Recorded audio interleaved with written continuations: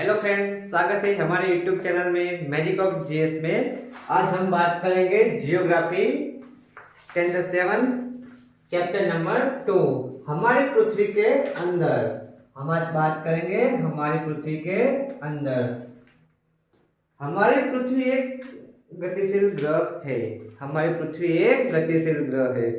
इसके अंदर एवं बाहर निरंतर परिवर्तन होता रहता है। इसके अंदर एवं बाहर निरंतर परिवर्तन होता रहता है। क्या आपने कभी सोचा है कि पृथ्वी के आंतरिक भाग में क्या है? क्या आपने कभी सोचा है कि पृथ्वी के आंतरिक भाग में क्या है? पृथ्वी किन पदार्थों से बनी है? पृथ्वी किन पदार्थों से बनी है? पृथ्वी के आंतरिक भाग में क्या है? ये आपने कभी सोचा है? और अब हम बात करते हैं हमारी पृथ्वी का आंतरिक भाग। किसकी बात करते हैं? हमारी पृथ्वी का आंतरिक भाग। देखो, ये हमारी पृथ्वी है। मान लो कि ये हमारी पृथ्वी है। जैसे कि उसको भाग में डिवाइड करते हैं, जो 4 भाग होते हैं, उसमें ये अंदरली परत होती है। केंद्र में उसे रखते हैं हम। जो पृथ्वी की ऊपरी परत होती है उसे हम परपटी कहते हैं। क्या कहते हैं? परपटी। पृथ्वी एक प्याज की तरह है। छिलके और इसके नीचे छिलके और इसके नीचे छिलके होते हैं। वो एक परतों से बनी है। पृथ्वी किससे बनी है? एक परतों से बनी है। पृथ्वी की सबसे छठा परत को हम परपटी कहते हैं। क्या कहते हैं? पृथ्वी की सबसे सतह पर ऊपरी परत को हम परपटी कहते हैं। पृथ्वी की सबसे सतह ऊपरी परत को हम परपटी कहते हैं। क्या कहते हैं? परपटी। यह सबसे पतली परत होती है। ये परपटी होती है, वो सबसे पतली होती है। यह महाद्वीपों सहमति में 35 किलोमीटर एवं समुद्री सतह पर केवल 5 किलोमीटर तक है। ये महाद्वीपों पर 35 किलोमीटर है और ये महासागरों में 5 किलोमीटर की होती है। महाद्वीप सहित मुख्य से सिलिका एवं एल्यूमिना से खनिजों से बनी होती है। महाद्वीप की जो सह मुख्य रूप कहाँ किसके बनी होती है? सिलिका एवं एल्यूमिना से। जैसे खनिजों में उसे क्या कहा जाता है? सीएल। उसे क्या कहा जाता है? सीएल। सीएल का मतलब क्या होता है? देखो, सी से सिलिकॉन, सी से सिलिका। क्या? सिलिका। एवं एल से, जैसे कि एल होता है, एल से एल्यूमिना। क्या?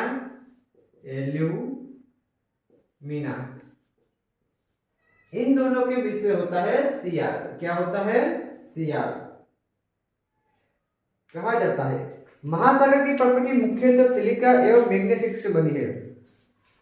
जो महाद्वीप होते हैं उसकी परपटी हमें किससे बनी है? सीआर से। जैसे कि सिलिका एवं एल्यूमिना से बनी है।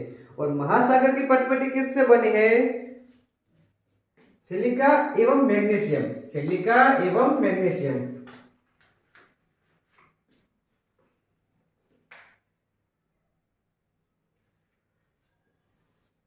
उसे सीमे कहा जाता है। कौन क्या कहा जाता है? सीमे। सी से सिलिका, में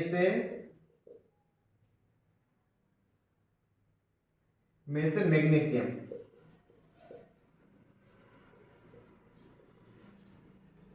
सी से सिलिका, म से मैग्नीशियम। ये किसकी परत होती है? ये स्थल किसी महाद्वीप की, महाद्वीप की परत। और ये परत किसकी होती है? ये महासागर की परत होती है। किसकी सागर होती है? महासागर की परत। ये महाद्वीप की परत होती है जो सीएल से बनी होती है। और महासागर की परत सीमे से, सी से सिलिका, में से मैग्नीशियम, उसे कहा जाता है। परपटी के ठीक नीचे मेंटल होता है। परपटी के ठीक नीचे क्या होता है? मेंटल होता है। जैसे कि ये परपटी है और इसके ठीक नीचे इन वाले भागों में मेंटल होता है। क्या होता है? मेंटल। इन वाले भागों में मेंटल होता है। क्या होता है? सब में मेंटल होता है। जो 2900 किलोमीटर की गहराई पर फैला होता है। जो मेंटल होता है वो कितना गहरा होता है? 2900 किलोमीटर की गहराई तक फैला होता है। इसके सबसे आंतरिक परत को फ्लोर कहते हैं। इसकी सबसे आंतरिक परत को फ्लोर कहते हैं। किसको? इसको। जो ये आंतरिक परत होती है उसे हम क्रोड कहते हैं। क्या कहते हैं? क्रोड। आंतरिक क्रोड क्या कहा जाता है? आंतरिक क्रोड। सबसे निचली परत को हम आंतरिक क्रोड कहते हैं। क्या कहते हैं? आंतरिक क्रोड। अब जब ये बाह्य होता है तो उसे हम बाह्य कोड कहते हैं। क्या कहते हैं? बाह्य कोड। बाह्य कोड। और उसका जो बीच वाला भाग होता है उसे हम क्या कहते हैं? क्रोड मेटल। क्रोड मेटल। क्रोड मेटल या सीमा। क्रोड मेटल या सीमा क्या कहते हैं? क्रोड मेटल सीमा। क्या आप जानते हैं विश्व की सबसे गहरी खान दक्षिण अफ्रीका में स्थित है? क्या आप जानते हैं विश्व की सबसे गहरी खान दक्षिण अफ्रीका में स्थित है? कहां पर स्थित है? दक्षिण अफ्रीका। विश्व की सबसे गहरी खाई दक्षिण अफ्रीका में है। लगभग 4 किलोमीटर है। तो तेल की खोज इंजीनियर 6 किलोमीटर गहराई तक खोज चुके हैं। ये लगभग कितनी गहराई तक है? 4 किलोमीटर की गहराई तक है। बल्कि इंजीनियरों ने तेल की खोज के लिए 6 किलोमीटर की गहराई तक को भी खोज चुके हैं। पृथ्वी के केंद्र तक पहुंचने के लिए आपको समुद्र की सतह पर 6000 किलोमीटर की गहराई को खोदना चाहिए। पृथ्वी की सतह पर पहुंचने के लिए, हमें केंद्र में पहुंचने के लिए समुद्र में 6000 किलोमीटर खोदना चाहिए, बल्कि ऐसा मुमकिन नहीं है। मित्रों, आप हमारे चैनल में नए हैं, लाइक करें, शेयर करें, सब्सक्राइब करें और बेल आइकन दबाना ना भूलें ताकि हमारा वीडियो सबसे पहले आप तक पहुंच पाए। पृथ्वी के आयतन का केवल 1% हिस्सा ही प्रॉपर्टी से है। पृथ्वी का आयतन का हिस्सा, पृथ्वी की पूरी आयतन से 1% हिस्सा ही प्रॉपर्टी से है। 94% मेटल एवं 15% हिस्सा क्रोड है। 94% मेटल एवं 15% हिस्सा क्रोड है। पृथ्वी की त्रिज्या लगभग 6311 है। 6311 किलोमीटर है। क्या है? 11 किलोमीटर है पृथ्वी की त्रिज्या।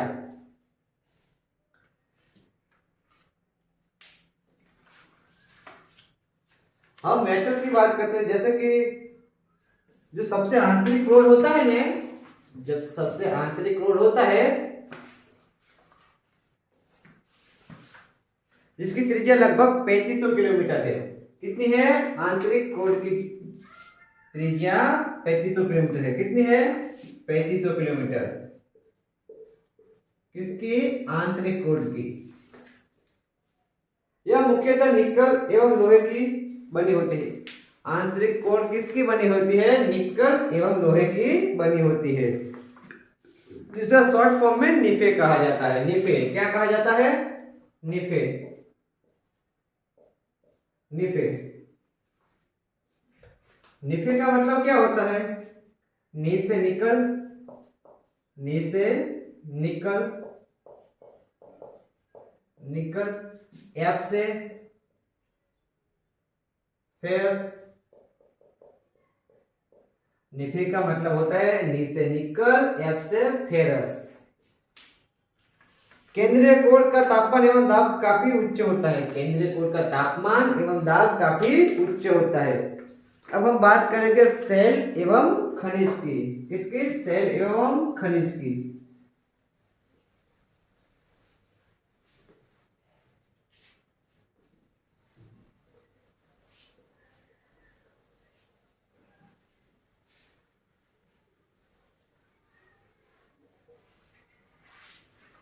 अब हम बात करते हैं सेल एवं खनिज की।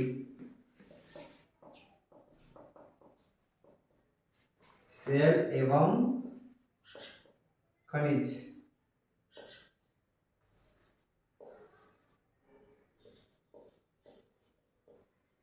सेल एवं खनिज की बात हम करते हैं। पृथ्वी की प्रॉपर्टी अनेक प्रकार के सेलों से बनी है। पृथ्वी की प्रॉपर्टी अनेक प्रकार के सेलों से बनी है। पृथ्वी की प्रॉपर्टी को बनाने वाले खनिज पदार्थ किसी भी प्राकृतिक पिंडों को सेल कहते हैं। जो पृथ्वी की प्रॉपर्टी को बनाते हैं खनिज पिंडों को, हम उसे प्राकृतिक सेल कहते हैं। क्या कहते हैं? प्राकृतिक सेल।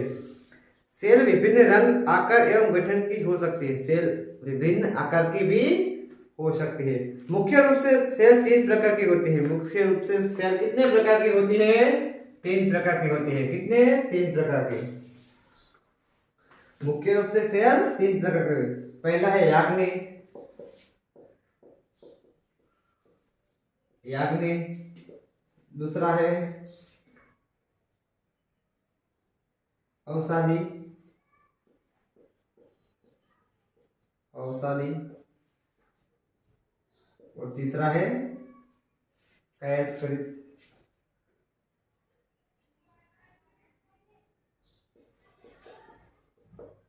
कायांतरित। देखिए, पहला है याग्नि, दूसरा है औषधि और तीसरा है कायांतरित। याग्नि को हम क्या कहते हैं? इग्नियस भी कहते हैं। इग्नियस। अग्नि को हम इग्नियस भी कहते हैं। औषधि को हम सेडिमेट्री भी कहते हैं। औषधि को हम क्या कहते हैं? सेडिमेट्री। सेडिमेट्री। औषधि को हम सेडिमेट्री कहते हैं। कायांतरित को हम क्या कहते हैं? मेटामॉर्फिक। कायांतरित को हम क्या कहते हैं? मेटामॉर्फिक।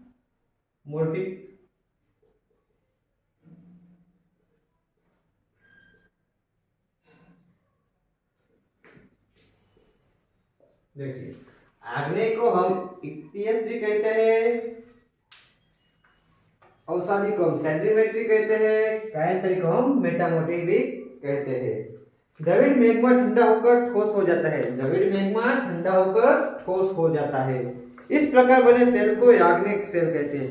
जो द्रविड़ मैग्मा होता है वो ठंडा होकर ठोस बन जाता है, उसे हम याग्निक खड़क कहते हैं। क्या कहते हैं? याग्निक सेल कहते हैं। इन प्रकार बने सेल को हम याग्निक सेल कहते हैं। इन्हें प्राथमिक सेल भी कहा जाता है। याग्निक सेल को क्या कहा जाता है? दूसरा नाम प्राथमिक सेल भी कहा जाता है।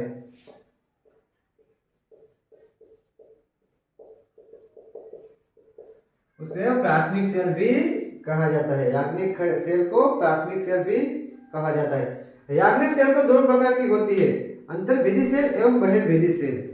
आंतरिक याग्निक सेल 2 प्रकार की होती है, अंतर्वेदी सेल एवं बाह्यवेदी सेल। क्या आप ज्वालामुखी से निकलने वाली लावा की कल्पना कर सकते हैं? क्या आप ज्वालामुखी से निकलने वाली लावा की कल्पना कर सकते हैं?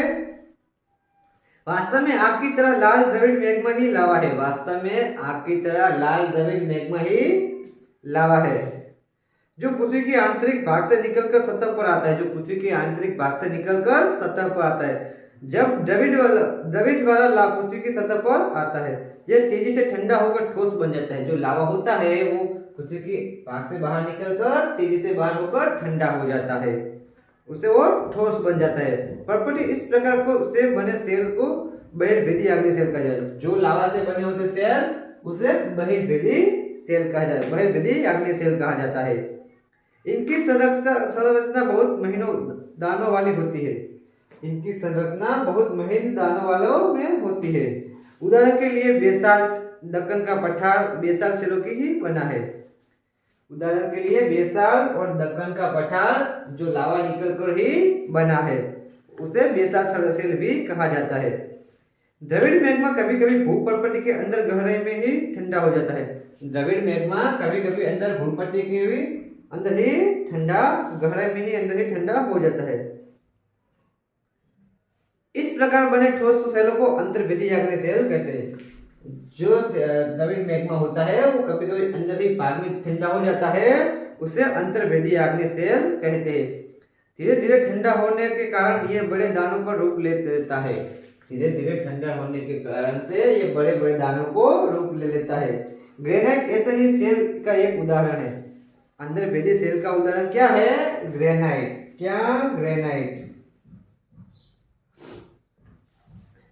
लेई मसालों तथा दानों का चूर्ण बनाने के लिए जिन अपकर्ष पत्थरों का उपयोग होता है वो ग्रेनाइट से बने होते हैं। ग्रेनाइट का उपयोग किस में होता है? देखिए, ग्रेनाइट, ग्रेनाइट का उपयोग किस में होता है?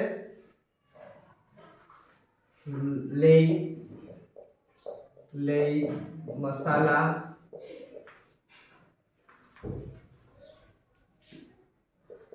तथा दानों का चूर्ण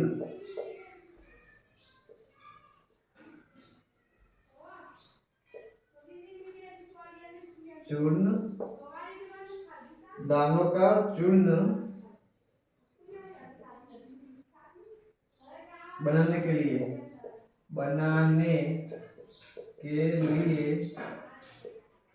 जो साधन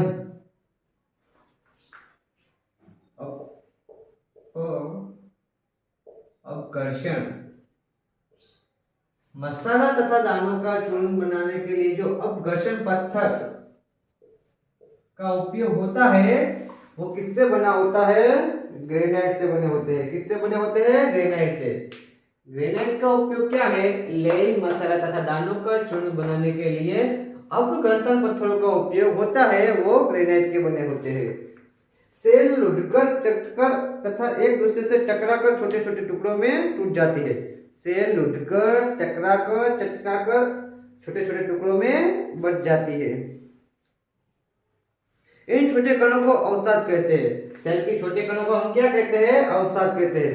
अवसाद हवा, जल आदि के द्वारा स्थान से एक स्थान से दूसरे स्थान तक पहुंच जाते हैं। सेल हवा, जल और आदि के वजह से एक स्थान से दूसरे स्थान तक पहुंच जाते हैं, जमा कर लिए जाते हैं। ये अडट अवसाद ढककर एवं कठोर सेल की परत बनाते हैं। जो एक स्थान पर जमा होते हैं वहां पर वो कठोर परत बनाते हैं। उदाहरण के लिए बलुआ पत्थर रेत के दानों से बनता है। बलुआ पत्थर रेत के दानों से बनता है। इन सेलों में पौधों, जानवरों एवं अन्य सूक्ष्म जीवाणु जो कभी इन सेलों पर रहते हैं। इन सेलों पर क्या रहते हैं? जीवाश्म, पौधों, जानवरों एवं सूक्ष्म जीवाणु भी उस पर रहते हैं। उसे जीवाश्म भी कहा जा सकता है। उसे जीवाश्म भी कहा जा सकता है। जीवाश्म क्या है? देखो, जीवाश्म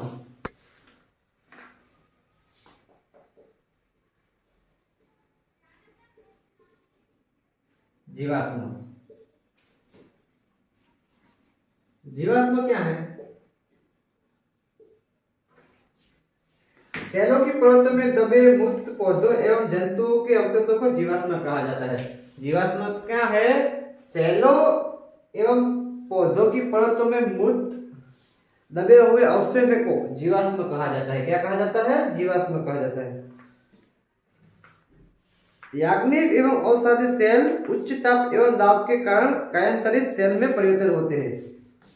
याग्निक सेल एवं अवसादी सेल उच्च तापमान के कारण कायांतरित सेल में परिवर्तन हो जाते हैं। किसमें परिवर्तन हो जाते हैं? कायांतरित सेल में परिवर्तन हो सकती है। उदाहरण के लिए चिकनी की स्लेट एवं चूना पत्थर संगमरमर में परिवर्तन हो जाता है। उदाहरण के लिए चिकनी मृत स्लेट होती है वो चूना पत्थर एवं संगमरमर में परिवर्तन हो जाती है। सेल हमारे लिए बहुत बड़ी उपयोगी है। सेल क्या है? हमारे लिए जीवन में बहुत बड़ी उपयोगी है। कठोर सेलों का उपयोग सड़क एवं घर इमारतों के लिए किया जाता है। कठोर सेलों का उपयोग सड़क एवं घर एवं इमारतों बनाने के लिए किया जाता है। आप पत्थरों का उपयोग कई खेलों में करते हैं। हम पत्थरों का उपयोग कई खेलों में करते हैं।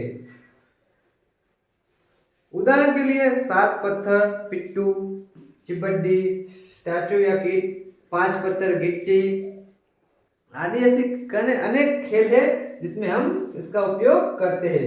आप अपने दादा दादी, माता पिता, पड़ोसियों से पूछकर उन अन्य खेलों की जानकारी भी प्राप्त कीजिए।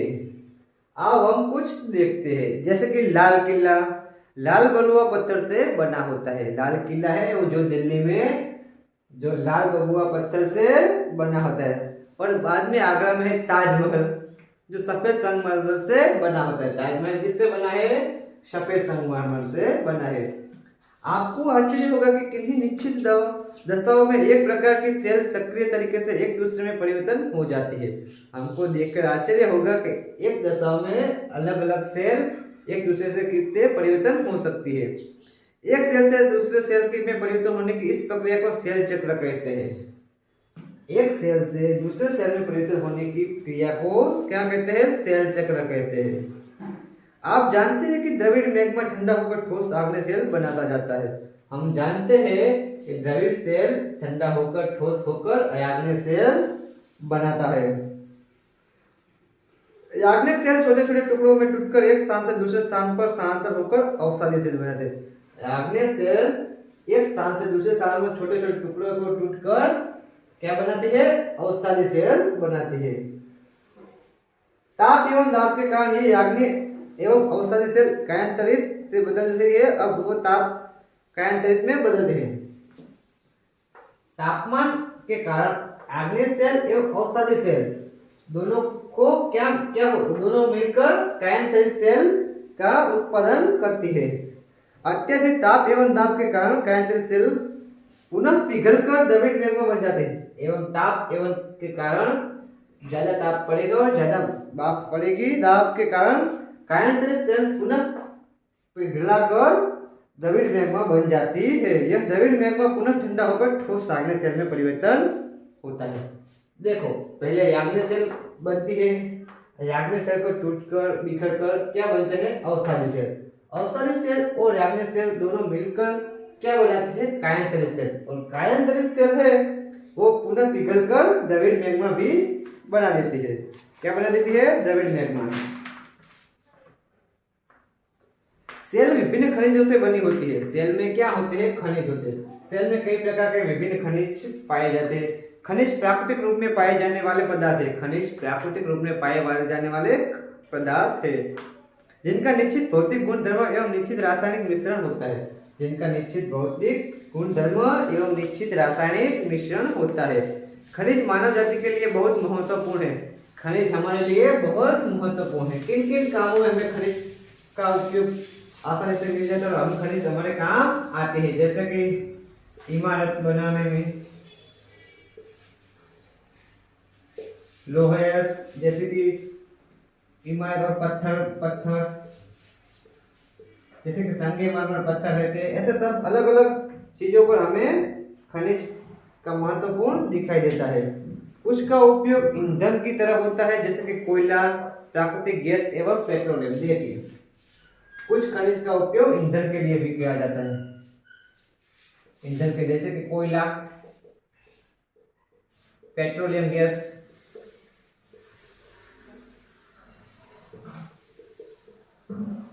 पेट्रोलियम गैस जैसे कि प्राकृतिक है। इनका उपयोग उद्योग, औषधि एवं उपकरण में भी होता है, जैसे लोहा, एल्यूमिनियम, सोना, यूरेनियम आदि। जैसे कि लोहा,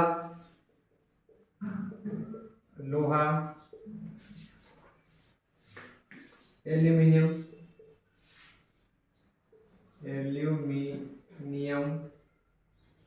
लोहा, एल्यूमिनियम, सोना, ये सब खनिजों का हम अपने जीवन में भी उपयोग करते हैं। मित्रों, आप हमारे चैनल पे नए हैं तो लाइक करें, शेयर करें, सब्सक्राइब करें और बेल आइकन दबाना ना भूलें, ताकि हमारा वीडियो सबसे पहले आपकी तरफ पहुंच पाए। Thank you.